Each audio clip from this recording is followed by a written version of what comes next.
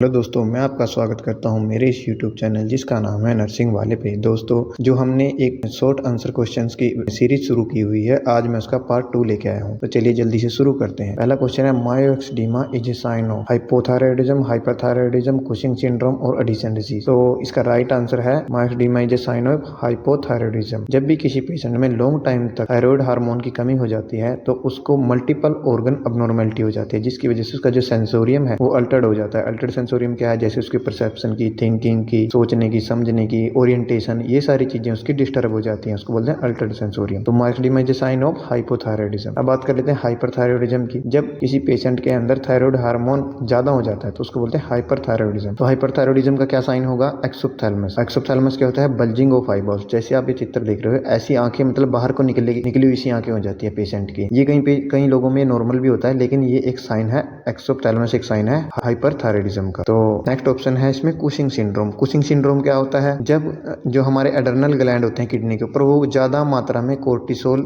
Hormone जो है या स्टीरॉयड हार्मोन प्रोड्यूस करने लग जाते हैं, उसको बोलते हैं कुशिंग सिंड्रोम। और एडिशन डिजीज क्या होता है? जब वही एडर्नल ग्लैंड वो कम मात्रा में हार्मोन प्रोडक्शन करते हैं तो उसको बोलते हैं एडिशन डिजीज। दोस्तों, मैं आपको सारे ऑप्शन एक्सप्लेन कर रहा हूँ। पेपर में किसी से भी रिलेटेड कोई भी क्वेश्चन पूछा जा सकता है, तो वीडियो को 2-3 बार देख लेना ध्यान से, आपके सारे क्वेश्चन क्लियर हो जाएंगे। इसमें क्वेश्चन तो मैं आपको 10 भी कराऊंगा, लेकिन जो उनके ऑप्शन है वो साथ में एक्सप्लेन कर दूंगा, तो आपके कम से कम 50 क्वेश्चन इसी वीडियो में हो जाएंगे। तो वीडियो को ध्यान से देखना, हर क्वेश्चन, हर ऑप्शन बहुत ज्यादा इंपॉर्टेंट है। नेक्स्ट क्वेश्चन है, moon like face and buffalo hump is a sign of. Moon like face, ये चांद सा जो मुखड़ा है, और बुफेलो हम्प, जो बुफेलो की गर्दन पे जो एक बना होता है हम्प टाइप का, तो ये किस चीज का साइन है? कुशिंग सिंड्रोम का, पार्किंसन डिजीज का, मेनिंजाइटिस का और हाइपरथायराइडिज्म का। तो इसका राइट आंसर होगा कुशिंग सिंड्रोम। दोस्तों, जब भी हमारी बॉडी के अंदर, मैंने आपको बताया कि एड्रेनल ग्लैंड ज्यादा मात्रा में हार्मोन प्रोड्यूस कर देता है, स्टीरॉयड प्रोड्यूस कर देता है, तो जो डिजीज हो जाती है पेशेंट को वो होती है कुशिंग सिंड्रोम। और कुशिंग सिंड्रोम होने की वजह से जो मरीज का जो फेस है वो ऐसा मून लाइक फेस, बड़ा सूजा हुआ सा उसका मुंह दिखाई देगा आपको, जैसे फेस पे उसके स्वेलिंग आ गई हो, जैसे कि इस पिक्चर में आपको दिखाई गई है। नेक्स्ट है पार्किंसंस। वो मैं आपको पिछली वीडियो में बता चुका हूँ। मेनिंजाइटिस के बारे में पिछली वीडियो में आपको साइन वगैरह सब कुछ बता चुका हूँ। और अब है हाइपरथायराइडिज्म, ये मैंने अभी पिछले क्वेश्चन में आपको इसके बारे में बताया था। एक और क्वेश्चन आप पेपर में पूछा जाता है, bull neck appearance is seen in diphtheria. तो ये आपसे पूछा जाएगा कि बुल नेक अपीयरेंस किस डिजीज के अंदर दिखाई देती है? तो राइट आंसर आपका होगा डिप्थीरिया के अंदर। ये दोस्तों ऐसे साइन है, ये साइन मैं आपको अभी साइन करा रहा हूँ सारे, तो ये डायरेक्ट डिजीज से रिलेटेड साइन है। आपको हो सकता है पेपर में एचडीज क्वेश्चन मिल जाए लिखा हुआ, तो आप ध्यान रखना कि इस डिजीज के अंदर क्या साइन दिखाई देता है। मैं आपको फोटो भी दिखा रहा हूँ ताकि आपको याद रखने में इजी रहे। नेक्स्ट क्वेश्चन है, barrel shape chest is seen in. Barrel shape chest कहाँ दिखाई देती है? ऑप्शन है COPD, bronchial asthma, Cushing syndrome and hypothyroidism. तो सीओपीडी के पेशेंट जो होते हैं उनकी जो चेस्ट है बैरल शेप हो जाती है, जैसे आप ये पिक्चर देख रहे हो। और ब्रोंकियल अस्थमा के जो पेशेंट है उनके अंदर आपको व्हीजिंग साउंड सुनाई देगा। अस्थमा की वजह से उनकी चेस्ट में जो ब्रोंकियोज है वो नैरो हो जाती हैं, जिसकी वजह से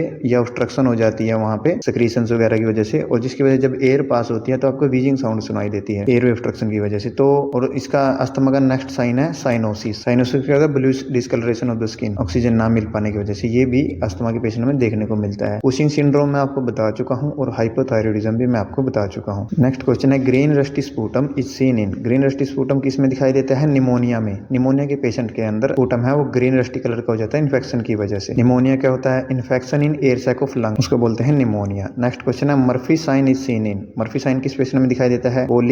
सिस्टाइटिस के अंदर, अपेंडिसाइटिस के अंदर, लीवर सिरोसिस और पाइलोरिक स्टेनोसिस। मोस्ट इंपोर्टेंट है, मर्फी साइन दिखाई देता है आपको कोलिसिस्टाइटिस के अंदर। Right answer is A. अब cholecystitis inflammation infection in the gall bladder को बोलते हैं। उसके बाद है अपेंडिसाइटिस बी पे। मर्फी साइन क्या होता है पहले मैं ये बता देता हूँ। During deep breathing palpation causes pain. Deep breath करने के बाद जब भी आप उसको प्रेस करने की कोशिश करोगे इसके एब्डोमिनल एरिया को, तो उसको पेन फील होगा, इसको बोलते हैं मर्फी साइन। उसके बाद आता है अपेंडिसाइटिस। अपेंडिसाइटिस होता है इन्फेक्शन और इन्फ्लेमेशन इन द अपेंडिक्स। तो अपेंडिक्स के अंदर क्या साइन आता है? रोसिंग साइन बोलते हैं। जब भी हम लेफ्ट साइड का एरिया जो पेल्पेट करते हैं पेशेंट का, तो उसको अपोजिट साइड में, राइट साइड में पेन फील होगा। ये साइन होता है अपेंडिसाइटिस का। आपसे ये भी पूछा जा सकता है, Rovsing sign is a sign of appendicitis. और नेक्स्ट है लीवर सिरोसिस। लीवर सिरोसिस का क्या साइन होता है? एस्ट्रैक्सिस। ये एस्ट्रैक्सिस जो है ये लीवर सिरोसिस का साइन होता है। इसका क्या मीनिंग है? Tremor of hand when wrist extend. जब भी पेशेंट के हाथ आप ऐसे एक्सटेंड करवाओगे उसकी रिस्ट को, तो उसके हाथ ना कांपने लग जाते हैं। तो ये साइन किस चीज का होता है? लीवर सिरोसिस का साइन है ये एस्ट्रैक्सिस। नेक्स्ट ऑप्शन है पाइलोरिक स्टेनोसिस। पाइलोरिक स्टेनोसिस क्या होता है? जब भी स्टमक के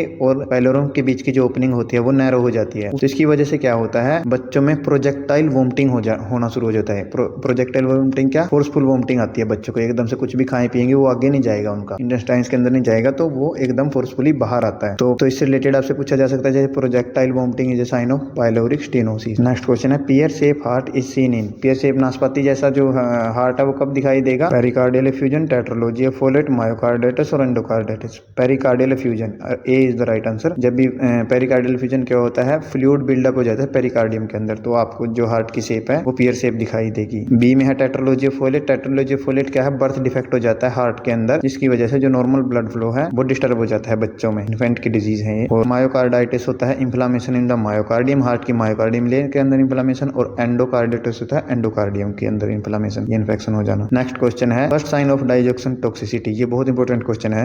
anorexia is a first sign of digoxin toxicity. Next question है opacity of lens is seen in, opacity lens की किस में दिखाई देती है? कैटरैक्ट के अंदर। जब भी किसी पेशेंट को कैटरैक्ट का साइन ही होता है ओपेसिटी ऑफ लेंस। और ग्लूकोमा क्या होता है? जब भी किसी पेशेंट का इंट्रा ओकुलर प्रेशर बढ़ जाता है, कितना होता है normal intra ocular pressure? 10 to 21 mmHg, ये भी पूछा जा सकता है आपसे। तो जब ये बढ़ जाएगा, इससे ज्यादा हो जाएगा, ये 60 तक चला जाता है, तो उसमें उसको बोलते हैं ग्लूकोमा। और एंड ग्लूकोमा का साइन क्या होता है? Tunnel like vision, tunnel like vision is a sign of glaucoma. Conjunctivitis क्या होता है? इन्फ्लेमेशन होना, कंजंक्टिवा ऑफ आई। ओटेल्गिया क्या होता है? ईयर पेन, ईयर पेन को बोलते हैं ओटेल्गिया। तो right answer A. Next question है which is the sign of hydrocephalus, hydrocephalus का क्या साइन है? Macewen sign, bulging fontanelles, setting sun eyes, all of the above, all of the above, ये सारे जो साइन है ये हाइड्रोस्पेलस के साइन है। मैकवेन साइन क्या होता है? जब भी हाइड्रोस्पेलस की वजह से जो फोंटेनल होते हैं ना अलग अलग, तो वो वाइडली सेपरेट हो जाते हैं, और जब भी उनको ऐसे टच करते हैं हम, तो उनको ना पोर्ट क्रैक होने जैसी साउंड आती है, उसको बोलते हैं मैकवेन साइन। बल्जिंग फोंटेनल वही बाहर की तरफ निकल जाते हैं, वो अंदर हाइड्रोस्पेलस होने की वजह से, ज्यादा फ्लूइड होने की वजह से। सेटिंग सन आई हो गया, जैसे आंखें ना जैसे डूबता सूरज होता है ऐसे नीचे की तरफ धस जाती है आंख, तो ऑल ऑफ द वे इसका राइट आंसर है। नेक्स्ट क्वेश्चन है horse shoe shape kidney is seen इन, घोड़े की जो शू शेप होती है, नाल होती है, उस जैसी किडनी कब हो जाती है? नेफ्रोब्लास्टोमा, ये राइट आंसर है इसका। इसको हम विलियम्स ट्यूमर भी बोलते हैं। ये डिजीज की वजह से जो किडनी की जो शेप है वो चेंज हो जाती है। नेफ्रोलिथाइसिस आपको पता है किडनी के अंदर स्टोन होना, और कुशिंग सिंड्रोम मैंने आपको बता दिया। सेरेब्रल पाल्सी फेस की एक साइड की मसल वीक हो जाने को बोलते हैं, तो राइट आंसर इज ए। दोस्तों अगर आपको ये क्वेश्चन अच्छे लग रहे हैं, ये पेपर के लेवल के क्वेश्चन है जो आपसे पूछे जा सकते हैं, तो आप वीडियो को लाइक शेयर और सब्सक्राइब करें, और कमेंट जरूर करें। अगर आपका कोई डाउट है तो मैं क्लियर करने की पूरी कोशिश करूंगा। Thanks for watching.